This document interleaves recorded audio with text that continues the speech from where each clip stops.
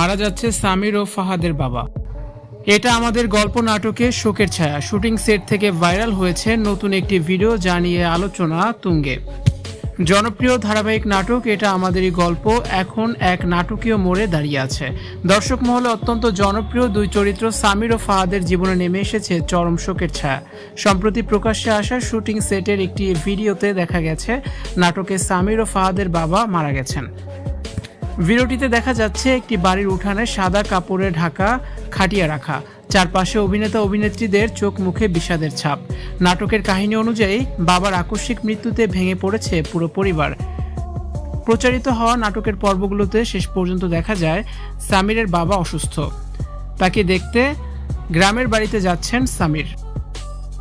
তবে এরই মাঝে তার মারা যাওয়ার একটি ভিডিও সামাজিক যোগাযোগ মাধ্যমে ভাইরাল হয়েছে। শুটিং চলাকালীন এই দৃশ্যটি সামাজিক যোগাযোগ মাধ্যমে দ্রুতই ছড়িয়ে পড়ে, জানিয়ে দর্শকদের মধ্যে শুরু হয়েছে জোর আলোচনা।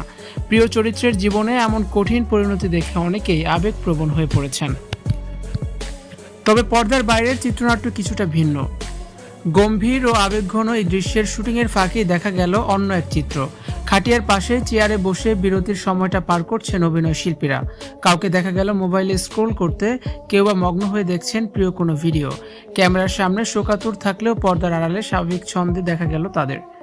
বাবার মৃত্যুকে কেন্দ্র করে নাটকের কাহিনীতে এখন কোন নতুন মোড় আসবে? সামির ও ফাহাদের আগামীর পথ চলা কেমন হবে? এই বিয়োগাত্মক ঘটনা কি তাদের পরিবারকে আরও ঐক্যবদ্ধ করবে, নাকি সৃষ্টি হবে নতুন কোনো জটিলতা? এমনও হাজার প্রশ্ন এখন দর্শকদের মনে। নির্দেশক সূত্র থেকে জানা যায় নাটকের আগামী পর্বগুলোতে থাকছে আরও অনেক চমক। এখন কেবল সময়ের অপেক্ষা, পর্দার এই ট্র্যাজেডি দর্শকদের হৃদয়ে কতটা দাগ কাটতে পারে। এই চরিত্রটি আপনাদের কাছে কতটা পছন্দ হতো জানিয়ে কমেন্টস করুন। আর ভিডিওটি দেখার জন্য ধন্যবাদ।